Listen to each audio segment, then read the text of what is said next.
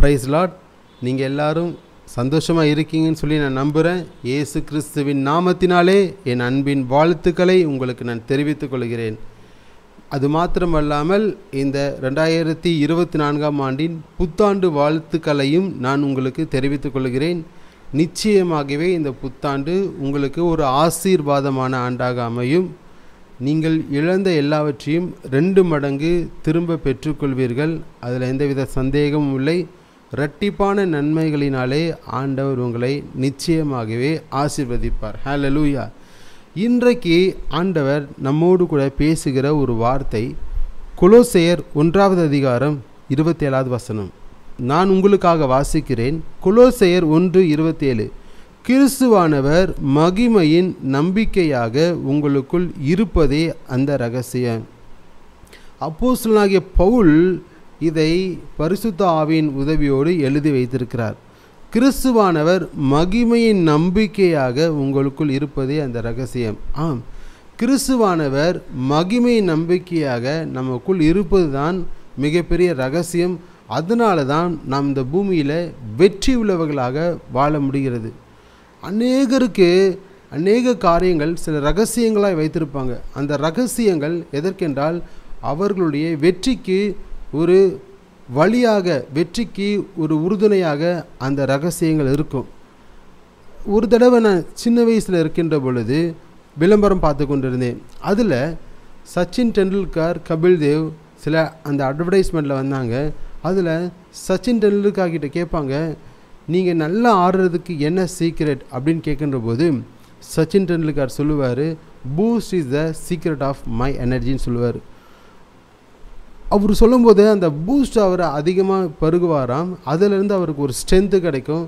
அதுதான் இந்த சீக்ரெட். நான் நன்றாக ஆடுவதற்கும், நல்ல பவுண்ட்ரி சிக்ஸர் அடிப்பதற்கும், செஞ்சுரிஸ் அதிகமாக அடிப்பதற்கும் அந்த பூஸ்ட் எனக்கு உதவியாக இருக்கிறது என்று ஒரு அட்வர்டைஸ்மெண்ட்டில் அவர் பேசியிருந்தார்.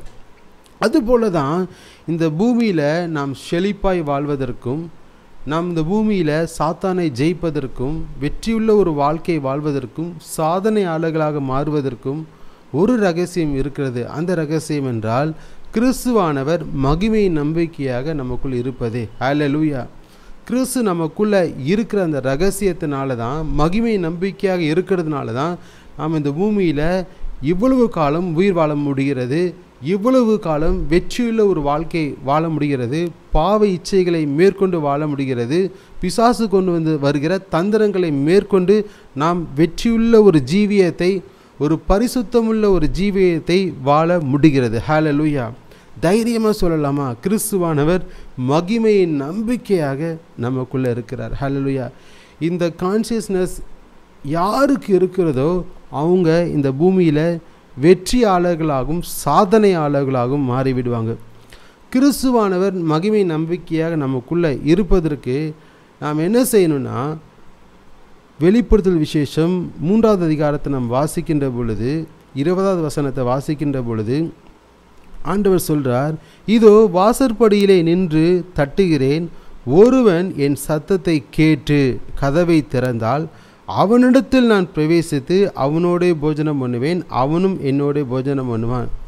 அப்போது ஆண்டவருடைய வார்த்தையை கேட்கணும். அந்த சுவிசேஷத்தின் சத்தியத்தை, அந்த சத்தத்தை நாம் கேட்கின்ற பொழுது நம்மளுடைய கதவை, இருதய கதவை கடினமாக இல்லாமல் நம்மளுடைய இருதய கதவை திறந்து நம்மளுடைய சிந்தையை செலுத்தி தேவனுடைய சத்தத்தை நாம் கேட்கின்ற பொழுது, சுவிசேஷ சத்தத்தை கேட்கின்ற பொழுது, அதை நாம் ஏற்றுக்கொள்கிற பொழுது இயேசு கிறிஸ்துவானவர் நம்மிடத்தில் வந்து பிரவேசித்து நமக்குள்ளே வாசம் செய்வார்.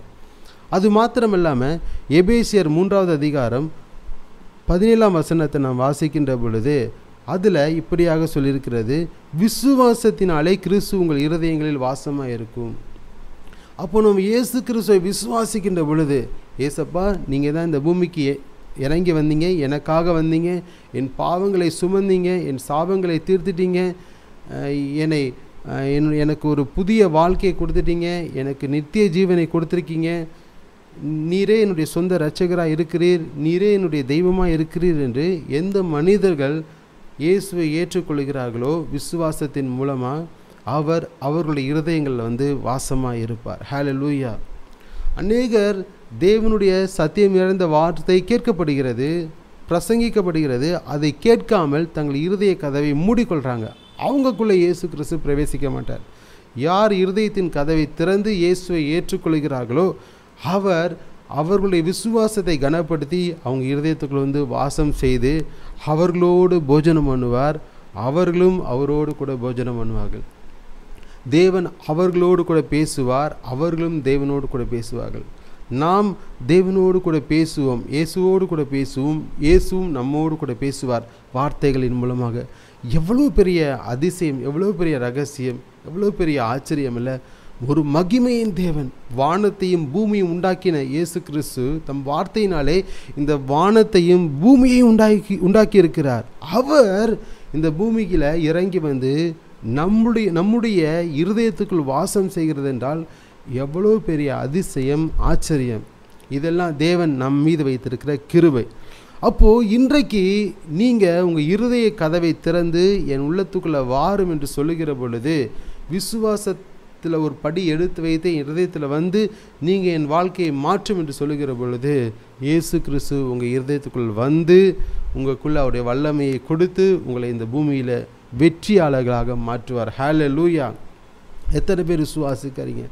இந்த 2024ஆம் ஆண்டு இந்த நாளிலிருந்து ஒவ்வொரு நாளும் சொல்லுங்கள், உங்கள் வாயை திறந்து சொல்லுங்கள், கிறிஸ்துவானவர் மகிமையின் நம்பிக்கையாக எனக்குள் இருக்கிறார், அதனால்தான் நான் வெற்றி பெற முடிகிறது. கிறிஸ்து மகிமையின் நம்பிக்கையாக நமக்குள்ளே இருக்கிறதுனால என்ன நடக்குதுன்னா, இயேசு என்ன செய்கிறார் பாருங்கள். பிதாவானவர் நம் மீது வைத்திருக்கிற அந்த அளவில்லாத அன்பை அவர் நிரூபித்து காண்பிக்கிறாராம். பாருங்கள், யோவான் 17வது அதிகாரம் 23ஆம் வசனத்தில் வாசிக்கின்ற பொழுது வசனம் இப்படியாக சொல்லுகிறது: ஒருமைப்பாட்டில் அவர்கள் தேறினவர்களாக இருக்கும்படிக்கும் என்னை நீர் அனுப்பினதையும் நீர் என்னில் அன்பாய் இருக்கிறது போல அவர்களிலும் அன்பாய் இருக்கிறதையும் உலகம் அறியும்படிக்கும் நான் அவர்களிலும் நீர் என்னிலும் இருக்கும்படி வேண்டிக் கொள்கிறேன். ஹல்லேலூயா! இயேசு அவர் இந்த பூமியில் வாழ்ந்தபோது பிதாவை நோக்கி ஒரு ஜெபம் பண்ணினார்.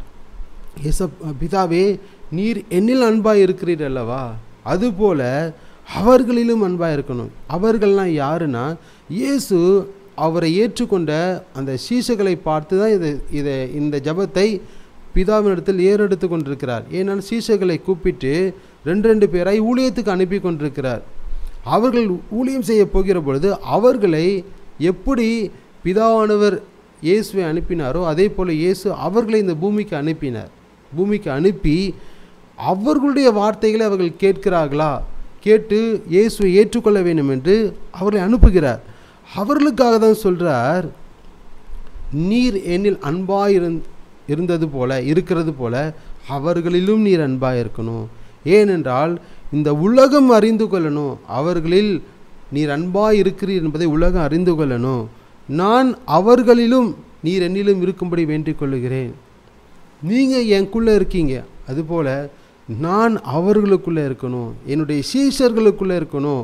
என் சீஷர்கள் என் வார்த்தையை எந்த இடத்துல போய் சொல்கிறாங்களோ, என் வார்த்தையை எத்தனை பேர் ஏற்றுக்கொள்கிறார்களோ இந்த உலகத்தில், அவர்களுக்குள்ளேயும் நான் தங்கியிருக்கணும், எனக்குள்ளே நீர் தங்கியிருக்கணும் என்று சொல்லி இயேசு ஜெபம் பண்ணுறார். எவ்வளோ பெரிய ஆசீர்வாதம் பாருங்கள். பிதாவானவர் மனுக்குலத்தின் மீது எவ்வளோ அனுபவித்திருக்கிறார். எப்படியாவது என் ஜனங்கள் மத்தியில் நான் வாசம் செய்யணும்.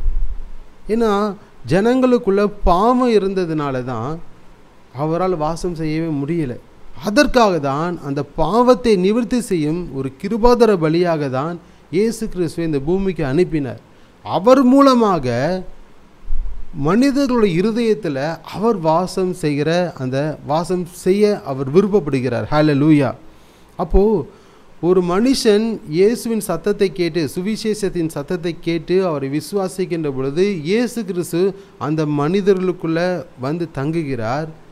இயேசு கிறிஸ்துவுக்குள் பிதாவும் தங்குகிறார். அப்போது அந்த மனிதனுடைய இருதயத்தில் இயேசு தங்குகிறார், இயேசுக்குள் பிதா இருக்கிறார், கர்த்தரே ஆவியானவர் இருக்கிறார். திரியேக தேவனே ஒரு மனிதனுடைய இருதயத்தில் தங்குகிற ஒரு ரகசியத்தை தான் அப்போஸ்தலனாகிய பவுல் கொலோசே பட்டணத்துக்கு அங்கே இருக்கிற மக்களுக்கு அதை எடுத்து காண்பிக்கிறார். பரிசுத்த ஆவியின் உதவியோடு கூட எடுத்து காண்பிக்கிறார். அவ்வளவு அன்பு பிதாவானவர் வைத்திருக்கிறது, இதை நீங்கள் பாருங்க என்று சொல்லி தான் இந்த வசனத்தில் யோவான் 17வது அதிகாரம் 23 இயேசு இதை சொல்லியிருக்கிறார். நீர் என்னிடத்தில் அன்பாக இருக்கிறது போல அவர்களிலும் நீர் அன்பாக இருக்கிறதை உலகம் அறிந்து கொள்ள வேண்டும். பிதாவானவர் நம் மீது வைத்திருக்க அன்பு எவ்வளவு பெரியது பாருங்க. தம்முடைய குமாரனாகிய இயேசு கிறிஸ்து, அவருடைய மடியில் செல்ல பிள்ளையாக இருந்த இயேசு கிறிஸ்துவையே இந்த பூமிக்கு அவர் அனுப்பி நம் மீது வைத்திருக்கிற அன்பை அவர் விளங்க பண்ணினார். ஆனால் இந்த ஜனங்கள் தேவனுடைய அன்பை புரிந்து கொள்ளவே இல்லை. அதற்காக தான் இயேசு கிறிஸ்து இப்படிப்பட்ட ஒரு ஜெபத்தை ஏறெடுத்திருக்கிறார். ஹல்லேலூயா. பாருங்க, எவ்வளோ அன்பு வைத்திருந்தால் அவர் இப்படிப்பட்ட ஜெபத்தை ஏறெடுத்திருக்க முடியும். இப்போ ஒரு மனிதர்கள் இன்னொரு மனிதர்களிடத்தில் அன்பு வைத்தால் தான் அவங்கக்கிட்ட போய் தங்குவாங்க, பேசுவாங்க, பழகுவாங்க, அவங்களோட கூட இருப்பாங்க. இல்லைன்னா இருக்க முடியாதுல்ல. அதுபோல தான் நம் மீது ஆண்டவர் அன்பு வைத்திருக்கிறார். ஏன் அன்பு வைத்திருக்கிறார் என்றால், நம்மை பூமியில் உருவாக்கின்ற பொழுது அவருடைய சாயலாகவே நம்மை உருவாக்கி இருக்கிறார். ஹல்லேலூயா. நாம் யாருடைய சாயலாக இருக்கிறோம் என்றால் தேவனுடைய சாயலாக இருக்கிறோம். பிதாவானவர் எத்தனை பேரை தெரிந்தெடுத்தாரோ அத்தனை பேரையும் குமாரனுடைய சாயலுக்கு ஒப்பாய் இருப்பதற்கு அவர் முன்குறித்திருக்கிறார். அப்போது மனிதன் தேவனுடைய சாயலாகவே சிருஷ்டிக்கப்பட்டிருக்கிறார் அந்த பூமியில். அதனால தான் மனுஷன் பாவம் செஞ்சாலும் அந்த பாவத்திலிருந்து அவனுக்கு ஒரு விடுதலை கொடுத்து, நான் நிரந்தரமாய் அவனுடைய இருதயத்தில் தங்க வேண்டும், மகிமை நம்பிக்கையாக நானே அவனுக்குள்ளே இருக்க வேண்டும் என்று ஆண்டவர் விரும்புகிறார். ஹல்லேலூயா. இயேசுவோட இருதயத்தை பாருங்களேன். மகிமை நம்பிக்கையாக இயேசு கிறிஸ்து ஒரு மனுஷர்களுக்குள்ளே இருக்கின்ற பொழுது அவர் சொல்கிறாரு, என்ன சொல்கிறாருன்னா, நாம் ஒன்றாக இருக்கிறது போல அவர்களும் உண்டாக இருக்கும்படிக்கு நீர் எனக்கு தந்த மகிமையை நான் அவர்களுக்கு கொடுத்தேன். யோவான் 17:22 அவர் சொல்கிறார், நீர் எனக்கு தந்த மகிமையை நான் அவர்களுக்கு கொடுத்தேன். எவ்வளோ பெரிய ஆசீர்வாதம்னா,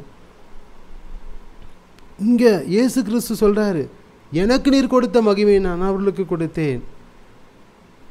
அப்போது பிதாவானவர் இயேசுக்கு பாராட்டின அந்த கிருபைகளை எத்தனை பேர் இயேசுவை ஏற்றுக்கொள்கிறார்களோ அத்தனை பேருக்கும் அந்த கிருபையை ஆண்டவர் கொடுக்கிறார். அதான் மகிமையின் நம்பிக்கையாக நமக்குள்ள வாசம் செய்கிறார்.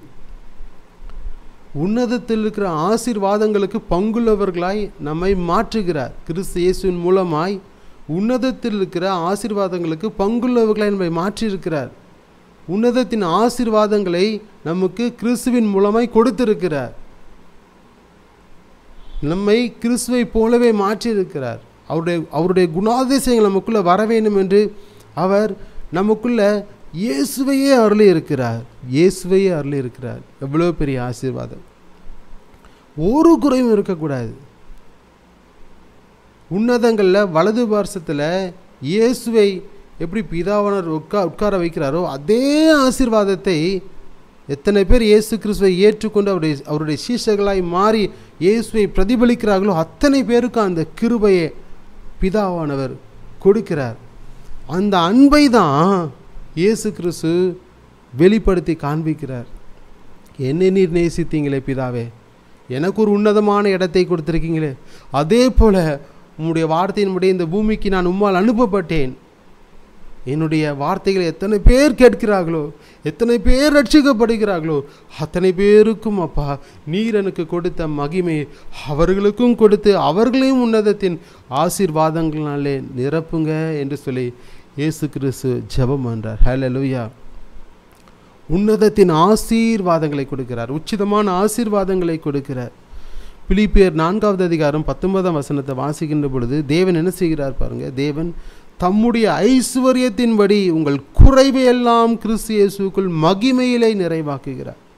குறைவையெல்லாம் நிறைவாக்குகிற தேவன் தான் இருக்கிறார். அவர் மகிமையின் நம்பிக்கையாக, கிறிஸ்துவானவர் மகிமையின் நம்பிக்கையாக நமக்குள்ள இருக்கின்ற பொழுது பிதாவானவர் எப்படி குமாரன் நேசித்தாரோ அதே போல தான் நேசிக்கிறார் என்று அவர் கிறிஸ்துவானவர் விளங்க பண்ணுகிறார். பிதாவானவர் தம்முடைய குமாரனாகிய இயேசு கிறிஸ்துக்கு என்ன மகிமையை கொடுத்தாரோ அதே மகிமையை எத்தனை பேர் இயேசு கிறிஸ்துவை ஏற்றுக்கொள்கிறார்களோ அத்தனை பேருக்கும் கொடுப்பார் என்கிற அந்த உறுதியை தான் கிறிஸ்துவானவர் மகிமையின் நம்பிக்கையாக நமக்குள்ளே இருக்கிறதை இருக்கிறதுல அது வெளிப்படுத்தி காண்பிக்கிறது.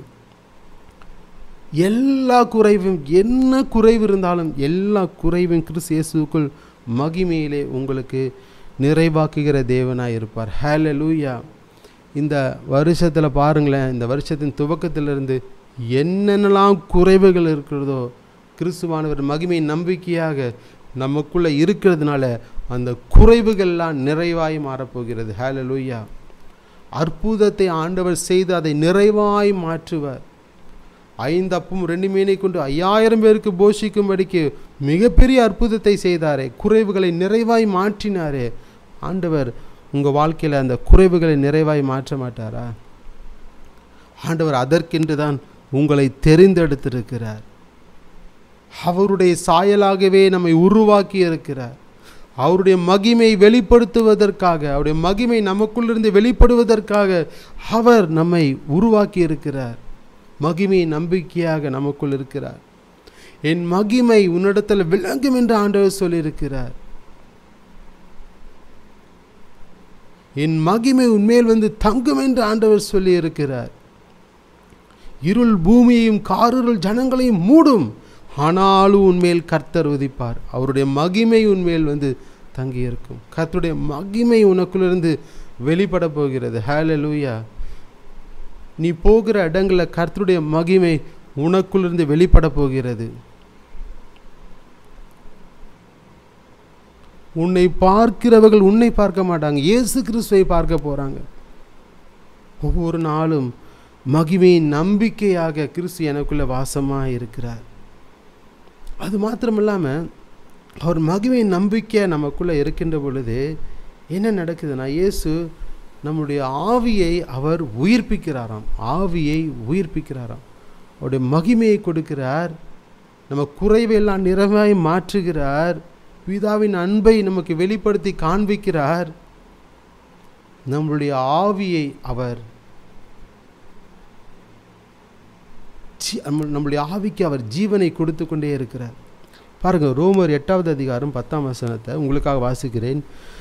மேலும் கிறிஸ்து உங்களில் இருந்தால் சரீரமானது பாவத்து நிமித்தம் மரித்ததாயும் ஆவியானது நீதி நிமித்தம் ஜீவனுள்ளதாயும் இருக்கும். ஆவியானது ஜீவனை பெற்றுள்ளதாக இருக்கும். எப்பொழுது என்றால் கிறிஸ்துவானவர் மகிமை நம்பிக்கையாக நமக்குள்ளே தங்கி இருக்கிற பொழுது. அப்போது சரீரம், பாவத்தினால் நிறைந்திருக்கிற அந்த சரீரம் மரித்து போயிருக்கும். பழைய மனுஷன் மரித்து புதிய மனுஷன் நமக்குள்ளே உருவாவான்.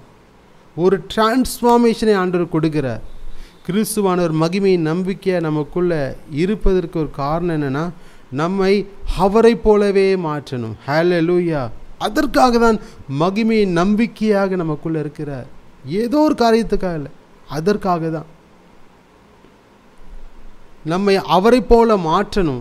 அவருடைய 2ஆம் வருகைக்கு நம்மளை ஆயத்தமுள்ளவர்களாக மாற்றணும், கரைதுறை அற்றவர்களாக மாற்றணும்.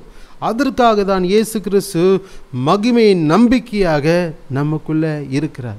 ஒவ்வொரு நாளும் தேவனுடைய சமூகத்தில் நம்மை அர்ப்பணித்து அர்ப்பணித்து அர்ப்பணித்து பழைய மனுஷனை களைந்து போட்டு புதிய மனுஷனை தரித்துக்கொள்ள நம்மளை ஒப்பு கொடுக்கின்ற பொழுது ஆண்டவர் மகிமையின் நம்பிக்கையாக நமக்குள்ள இருந்து பெரிய காரியத்தை செய்வார். அப்பொழுதுதான் இயேசு அவருடைய மகிமையினாலே நம்மை நிரப்புவார்.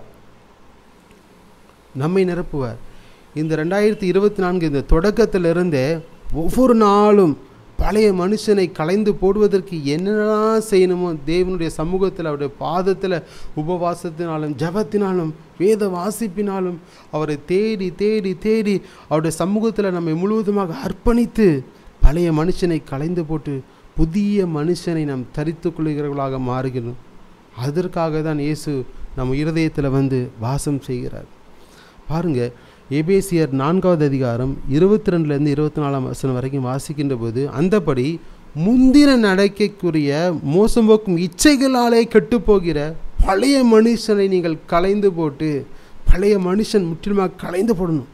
பழைய மனுஷன் எப்படிப்பட்டவனாக இருக்கிறான்னா, மோசம் போக்கும் இச்சைகளாலே கெட்டுப்போகிற முந்தின நடக்கை, மோசம் போக்கும் இச்சைகளினாலே கெட்டுப்போகிற பழைய மனுஷனை நாம் அப்படியே களைந்து போடணும். பழைய காரியங்களை களைந்து போடணும், பழைய எண்ணங்களை எடுத்து போடணும், பழைய நினைவுகளை எடுத்து போடணும். புதிய சிந்தை ஆண்டு நமக்கு கொடுக்கணும். அதுக்கு நம்மளுடைய உள்ளத்தில் புதிதான ஆவியுள்ளவர்களாய் நாம் மாறணும். நம்மளுடைய சிந்தையை ரெனியூ பண்ணிக்கிட்டே இருக்கணும். வேத வசனத்தை வாசித்து ரினியூ பண்ணிக்கிட்டே இருக்கணும். மறுரூபமாக்கப்பட்டு கொண்டே இருக்கணும். புதிதான ஆவியுள்ளவர்களாய் மாறணும். பின்பு வசனம் சொல்லுகிறது, மெய்யான நீதியிலும் பரிசுத்தத்திலும் தேவனுடைய சாயலாக சிருஷ்டிக்கப்பட்ட புதிய மனுஷனை நாம் தரித்து கொள்ள வேண்டும்.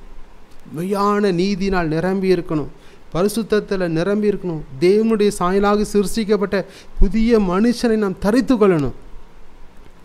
ஒன்று, பழைய மனுஷனை களைந்து போடணும், பழைய எண்ணங்களை எடுத்து போடணும். பழைய சுபாவங்களை எடுத்து போட நம்மளை தேவனுடைய சமூகத்தில் விட்டு கொடுக்கும்போது அவர் எடுத்து போட உதவி செய்வார். புதிய ஆவி உள்ளவர்களை நம்மளை அப்படியே நம்மளை அர்ப்பணித்து அந்த புதிய ஆவியை தேவனிடமிருந்து பெற்றுக்கொள்ளணும். புதிய சிந்தை நமக்குள்ளே வரணும். அப்பொழுது மெய்யான நீதியிலும் பரிசுத்தத்திலும் தேவனுடைய சாயலாக சிருஷ்டிக்கப்பட்ட புதிய மனுஷனை நாம் தரித்து கொள்ள முடியும்.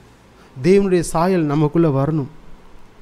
கிறிஸ்துவான ஒரு மகிமை நம்பிக்கையாக நமக்குள்ளே இருக்கிறதுக்கு காரணம் என்னென்னா, இழந்து போன தேவனுடைய சாயலை நாம் பெற்றுக்கொள்ளணும். மீண்டும் நம்மை பார்க்கும்போது ஆண்டவர் பார்ப்பார், ஐயோ என்னுடைய சாயலை என் மகனை நான் உருவாக்கினேனே, ஐயோ என் மகன் எவ்வளவு அழகாக இருக்கிறான், அவனுடைய குணாதிசயம் எவ்வளோ அழகாக இருக்கிறது என்று ஆண்டவர் சொல்லத்தக்கதாக கிறிஸ்துவானவர் மகிமையின் நம்பிக்கையாக நமக்குள்ளே இருக்கிறார். ஹல்லேலூயா. இந்த 2024ஆம் ஆண்டிலிருந்து நம்ம தேவனுடைய சாயலில் நம்ம ஒவ்வொரு நாளும் வளர்ந்து கொண்டே இருக்கணும். அவர் நமக்குள்ளேருந்து வாசம் செய்கிறதுக்கு காரணமே அவரை போல நம்மை மாற்றுவதற்காக தான் கிறிஸ்துவானவர் மகிமை நம்பிக்கையாக நமக்குள்ளே இருக்கிறார். ஹல்லேலூயா. அப்போது இந்த நாளிலிருந்து நம்ம சொல்லணும், நம்மளுடைய வெற்றியின் ரகசியம் பரிசுத்தத்தின் ஒரு வெற்றி, எல்லாம் மகிமைக்குரிய காரியங்கள் எல்லாம் நடக்கிறது எதனால்? கிறிஸ்துவின் மகிமை நமக்குள்ளே இருக்கிறது. அவர் மகிமை நம்பிக்கையாக நமக்குள்ளே இருக்கிறதுனால அவருடைய மகிமை வெளிப்படுகிறது. ஹல்லேலூயா. கர்த்தருடைய மகிமை உங்களிலிருந்து வெளியரங்கமாக போகிறது. பூமியின் ஜனங்களெல்லாம் வேகமாய் ஓடி வந்து உங்களிடத்தில் பார்க்க போகிறார்கள். ஹல்லேலூயா. அதற்காக தான் இயேசு கிறிஸ்து மகிமை நம்பிக்கையாக உங்களுக்குள்ளே தங்கியிருக்கிறார், எனக்குள்ளே தங்கியிருக்கிறார். நம்ம கண்களை மூடி ஜெபம் பண்ணலாம். உங்களை முழுவதுமாக அர்ப்பணிங்க. ஆண்டவர் பெரிய காரியத்தை இந்த நாட்களில் உங்கள் வாழ்க்கையில் செய்ய போகிறார். உங்கள் வாழ்க்கையில் கர்த்தருடைய மகிமை வெளியரங்கமாக போகிறது. தேவனுடைய மகிமை உங்களுக்கு முன்பாக செல்ல போகிறது. ஆண்டவர் சொல்லியிருக்கிறார், என் சமூகம் உனக்கு முன்பாக செல்லும், நான் உனக்கு இளைப்பாறுதல் தருவேன். ஹல்லேலூயா. ஆண்டவரே, இப்பொழுது அப்பா, யாரெல்லாம் தங்களை முழு மனதோடு உம்மிடத்தில் ஒப்பு கொடுக்கிறார்களோ கர்த்தருடைய மகிமை அவர்களுடைய வாழ்க்கையில் வெளியரங்கமாகும்படிக்கு மகிமை நம்பிக்கையாக நீர் இறங்கி வருவீராக. அவர்களுடைய வாழ்க்கையை மாற்றுவீராக. உம்முடைய மகிமையினாலே அலங்கரிப்பீராக. குறைவெல்லாம் நிறைவாய் மாற்றுவீராக. எல்லா தரித்திரம் மாறுவதாக இயேசுவின் நாமத்தினாலே. அற்புதங்கள் நடப்பதாக இயேசுவின் நாமத்தினாலே. ஒவ்வொரு டிரான்ஸ்ஃபார்மேஷன் நடப்பதாக இயேசுவின் நாமத்தினாலே.